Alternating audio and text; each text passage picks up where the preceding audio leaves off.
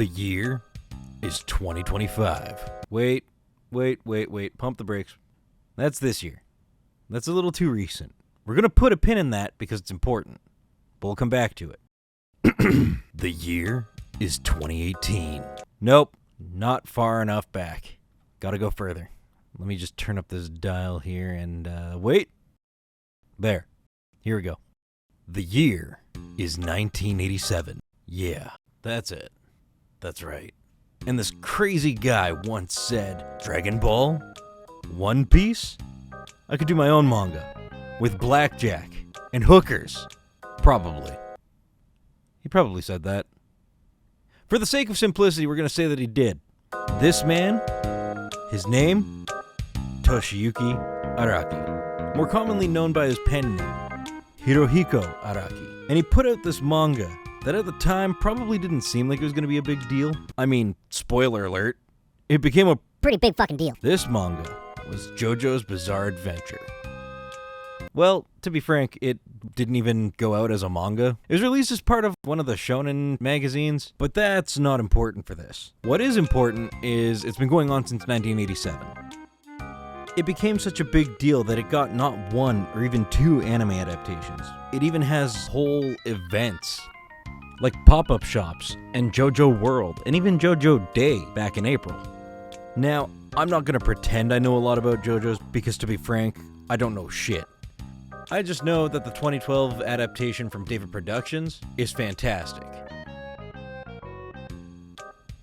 Despite having a total of 9 parts with part 7, the best part in production, people are hyped about this. It's huge.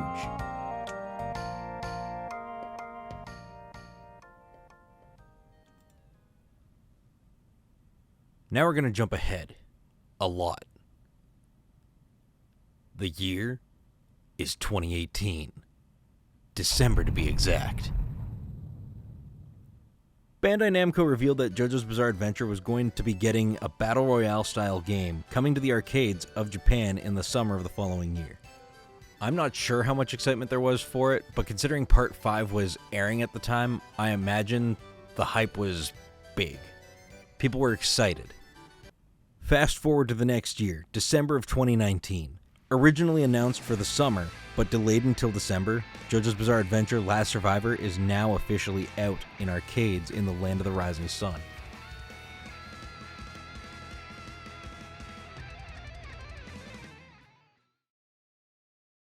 Now, considering I already started this video by talking out my ass about something I already know very little about, I just know I enjoy it, I'm 90% sure I'm about to get hella fact-checked for everything I say going forward, so take this all with a grain of salt.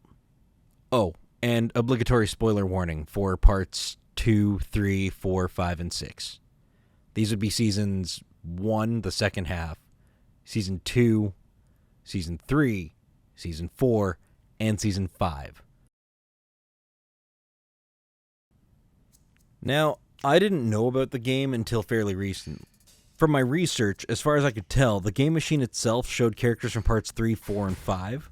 The header for the machine had Jotaro, Dio, Josuke, Rohan, Giorno, and Bucciarati.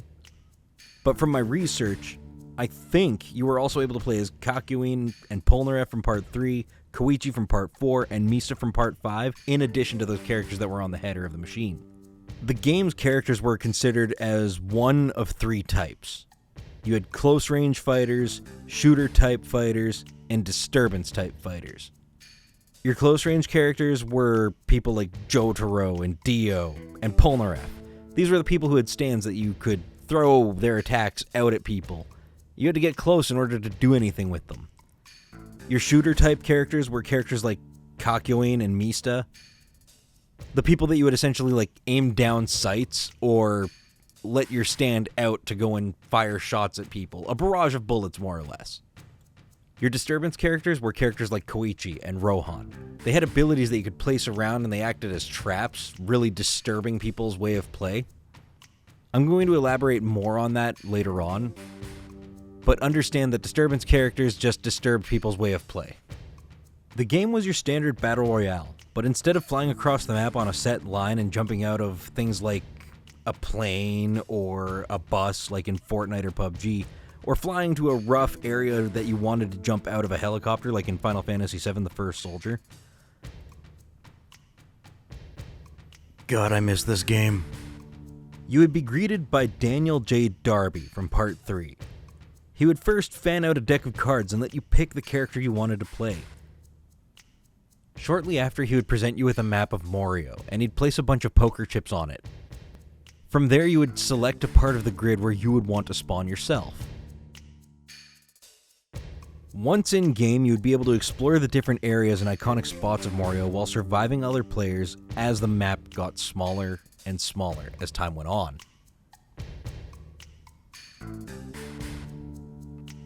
Now, I don't have any stats to go off of, but the game must have been doing good because it wouldn't be much longer before in March of 2020 they would reveal that they were adding another playable character to the roster. From Part 3, another shooter-type character in the form of Hol Horse and his stand, Emperor. But the additions didn't just stop there, because in August and October of that same year, from Part 4 they added Yoshikage Kira and his stand Killer Queen, and then from Part 5 they added Naranchia and Aerosmith as playable characters. Skipping ahead a few months to March of 2021, Bandai Namco would have players see a different kind of addition to the game. The game didn't just add one thing to the game, but two. One thing that was added was a new map. I guess Big Daddy Bandai Namco felt exploring Mario was getting boring, so they added Cairo, Egypt, as depicted in Part 3, as the Stardust Crusaders got to Dio's mansion. It also added the first character that would be a variation of an already existing character, but a totally separate selection in the character select. This patch added Dio, but his higher power variant, post-absorbing Joseph Joestar's blood. Now, every character has an ultimate ability, and this one shared Dio's time stop ability, but it added the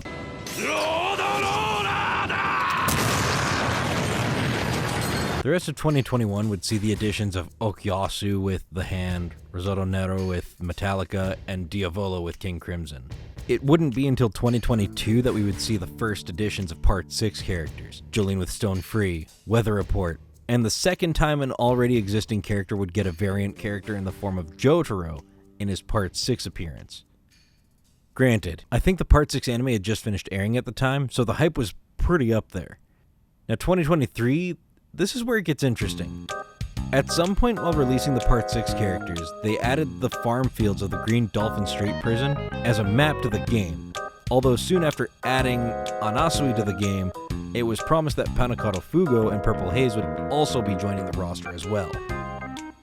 At this point, arcade machines for the game were being decommissioned, broken down, and sold for parts. It's after this point that someone would get their hands on one of these decommissioned units with the game intact on the hard drive.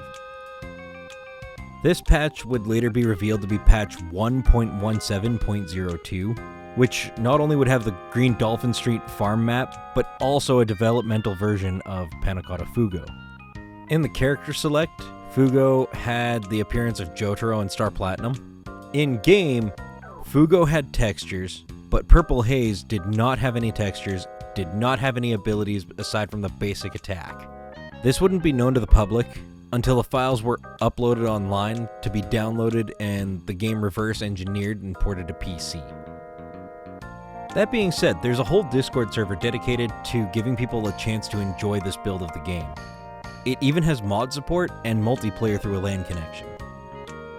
Meanwhile, Bandai Namco haven't slowed down one bit in providing updates for the arcades in the East.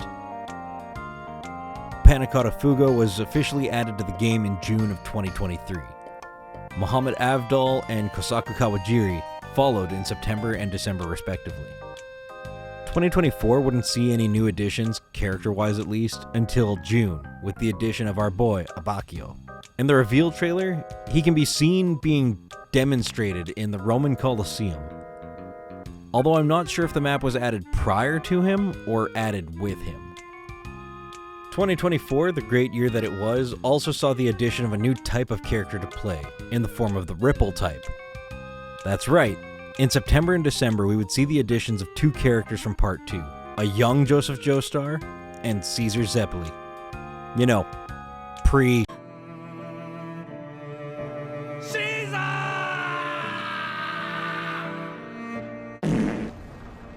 Rest in pepperonis. Up until this point, the left trigger, or L2, was used to essentially focus on a point, like you were aiming down sights. In this case, you readied your stand, or you cast your stand so you can control them and separate them from your character, if you were someone like Kakyoin or Koichi. With Joseph and Caesar, this would introduce a mechanic where instead of focusing in on a target, you would release the trigger with proper timing to essentially charge their Hamon meters. I can't say for certain, I just see a timing bar that looks like something out of Dead by Daylight, and upon release another meter going up. Now you remember how I said we'd put a pin in the year 2025? It's time to pull that pin. The year is 2025.